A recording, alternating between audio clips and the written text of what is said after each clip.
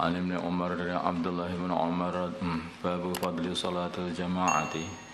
Di sini bab menerangkan keutamaannya salat jamaah. An Ibnu Umar dari Abdullah bin Umar radhiyallahu taala anhuma anna Rasulullah sungguhnya Rasulullah sallallahu alaihi wasallam qala beliau bersabda salatul jamaati salat jamaah afdalu adalah lebih utama min salatil fardhi daripada salat sendirian bisa wa isrina darajatan dengan melebihi 27 derajat muttafaqun alaih. Kata 27 derajat itu ya bisa bermakna 27 derajat, tapi sederajat itu seberapa hanya Allah yang tahu hakikatnya. Dan makna 27 derajat maksudnya banyak sekali itu saja. Bisa bermakna seperti itu juga. Wallahu a'lam. An Abi Hurairah dari Abu Hurairah radhiyallahu ta'ala anhu.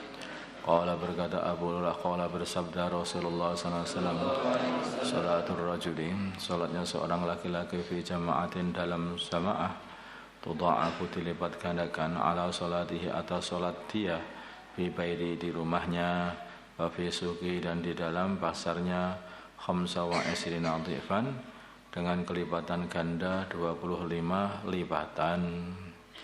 Padalika yang demikian itu annahu sungguhnya dia idza tawaddaa bila mana dia berwudu fa ahsanal wudu'a maka dia menyempurnakan wudunya thumma kharaja ilal masjid kemudian keluar ke masjid la yahrujuhu illa sholatu tidak mengeluarkan dia kecuali hanya untuk salat lam yahtu maka dia tidak melangkah khutwatan satu langkah illa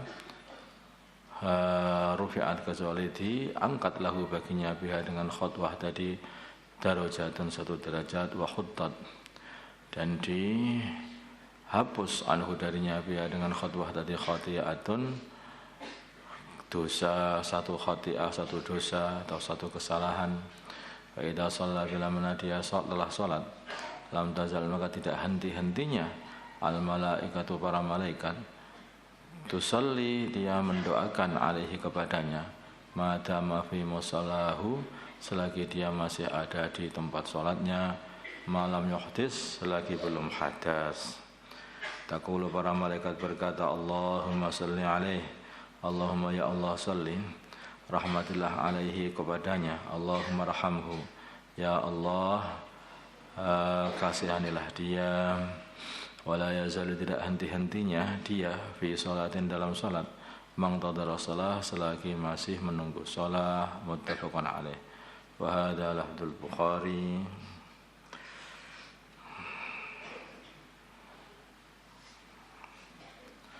Banyak sekali fadilahnya jamaah kayak seperti ini, makanya rugi sekali orang itu kalau sampai meninggalkan jamaah. Wa anhu dan dari jadi siapa tuh yang enggak pengen didoakan para malaikat itu siapa? Hanya orang yang enggak peduli dirinya lah, orang yang pancen pengen mencelakakan dirinya aja lah yang.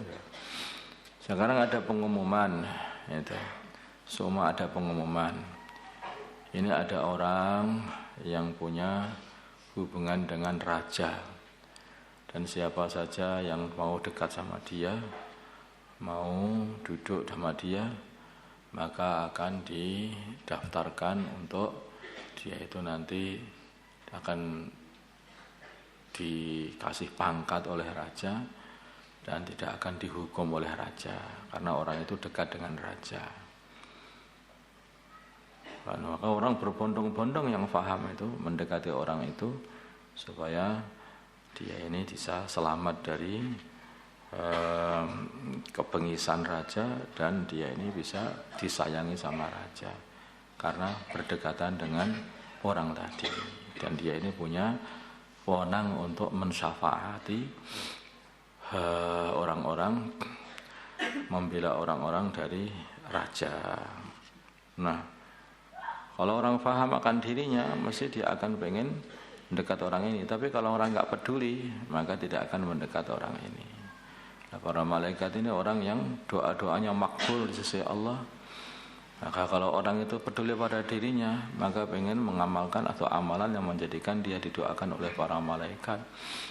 Karena malaikat ini termasuk hamba-hamba Allah yang dekat dengan Allah Subhanahu wa taala. Doa-doanya makbul. Wa anhu, dan dari Abu Hurairah qala, berkata Abu Hurairah, datang an-nabi kepada baginda Nabi sallallahu alaihi wasallam rajulun a'ma, seorang laki-laki buta. Faqala, maka laki-laki itu berkata, ya Rasulullah, wahai Rasulullah sallallahu alaihi wasallam, laisa li qaidun, aku tidak mempunyai penuntun, yakuduni yang menuntunku ilal masjid ke masjid.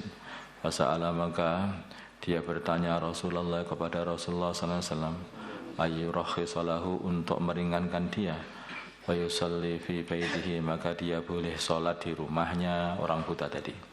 Para khasa, maka baginda Nabi memberi keringanan lahu baginya untuk sholat di rumahnya. Falamma walama, ketika telah berpaling pergi laki-laki itu, ta'ahu, maka Nabi memanggil laki-laki itu. Faqala, maka Nabi berkata lahu kepada laki-laki buta tadi, hal tasmu, apakah kamu mendengar an-nida adzan bis sholati, an-nida panggilan bis sholati, untuk melakukan salat, yaitu adzan. Qala, laki-laki itu berkata, na'am ya. Qala, maka baginda Nabi mengatakan, fa'ajib, maka ijabilah panggilan salat, panggilan untuk salat dari masjid itu. Makanya pergilah ke masjid kalau gitu. Rawahu Muslim. Jadi walaupun sampai orang buta pun, bagaimana baginda Nabi itu tetap menyuruh untuk selalu menjaga jamaahnya. Selagi masih bisa, terus jaga jamaah. Enggak ada yang nuntun, usahakanlah, cobalah. Dan kalau panggilan dari masjid itu kok masih bisa kamu dengar, padahal pada waktu itu belum ada speaker, berarti rumahnya kan enggak begitu jauh toh, dari masjid. Ya, kalau kamu masih dengar, ya datangilah. Lagi pula ini perkara penting. Bukan untuk orang lain, ya bagi untuk orang buta itu sendiri.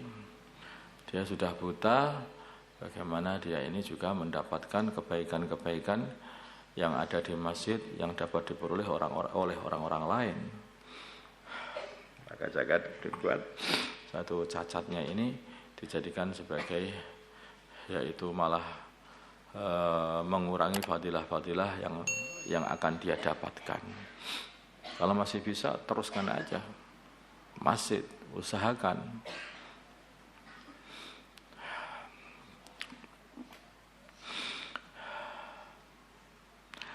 Wa an Abdullah bin Mas'ud, Abdullah bin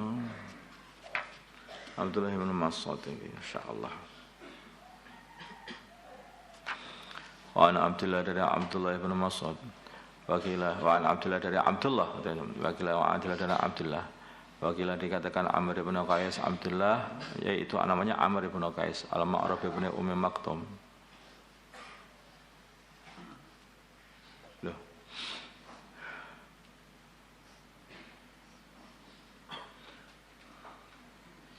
Abdullah ibn Ummi Maktum. Wa an Abdullah ibn Ummi Maktum, maksudnya wakilah, dan juga dinamakan Amr ibn Qais al-Ma'ruf, yang kondang bi ibn Ummi Maktum dengan Abdullah ibn Ummi Maktum al-muadzini, yang jadi muadzin radhiyallahu ta'ala anhu, anna musna Abdullah qala, beliau berkata, ya Rasulullah, wahai Rasulullah sallallahu alaihi wasallam, innal Madinata, sungguhnya Madinah, qasiratul hawami, banyak serangganya. Hawam itu ya binatang-binatang melata, wasibai, dan binatang-binatang yang galak-galak itu, apa namanya, binatang buas, wasibai, dan binatang buas. Faqala, maka bersabda Rasulullah sallallahu alaihi wasallam, tasma, maksudnya ini minta keringanan, minta keringanan untuk sholat di rumah. Madinah itu banyak binatang-binatang buasnya. dan banyak binatang-binatang yang itu melata, binatang-binatang serangga melata, binatang-binatang melatanya kayak ular, kalajengking, kelabang dan sebagainya, itulah serangga. Wasibai dan binatang buas. Pokoknya mongko berkayak mungkin ya binatang buas ya, mungkin hena itu, atau mungkin anjing-anjing hutan itu. Zaman dulu mungkin masih banyak, Allah alam. Qala maka bersabda Rasulullah sallallahu alaihi wasallam, "Tasma'u, apakah kamu mendengar? Hayya 'alas shalah, hayya 'alal falah." Ya, kami mendengar, katanya. Fa hayya hala, maka mari mari dipenuhi panggilan itu. Hayya 'alas shalah, mari untuk salat. Hayya 'alal falah, mari untuk berbuat kebajikan atau keuntungan. Fa hayya halan, maka mari dipenuhi panggilan itu. Rawahu mereka hadis Abu Daud bi isnadin hasan. Makna hayya halan ta'ala, yaitu mari penuhi panggilan itu. Kamu kalau masih mendengar suara adzan, maka penuhi panggilan itu. Walaupun ini Abdullah bin Umi Maktum ini seorang buta, muadzinnya baginda Nabi. Jadi beliau itu minta izin untuk tidak sholat di masjid, tetapi ketika baginda Nabi bertanya masih bisa mendengar azan, maka beliau mengatakan fahayya halan, maka penuhilah panggilan azan itu ke masjid. Allahumma shalli ala sayyidina Muhammad wa ala sayyidina Muhammad wa salli ala sayyidina Ibrahim wa ala ali sayyidina Ibrahim wa ala sayyidina Muhammad wa ala sayyidina Muhammad wa ala Allahumma arham sayyidina Muhammad, Allahumma ighfir li sayyidina Muhammad, Allahumma aslih sayyidina Muhammad, alih baina qulubi ummati sayyidina Muhammad, Allahumma ansur ummata sayyidina Muhammad, Allahumma asyur sultanan nasira, sallallahu alaihi sayyidina Muhammad nabil ummi wa alhamdulillah. Adzan di sini ini nyampe di kompleks sana enggak? Nyampe ya? Ternyata tidak buta, tidak pincang, tidak sudah dengar azan. Nah, gimana itu rasanya itu?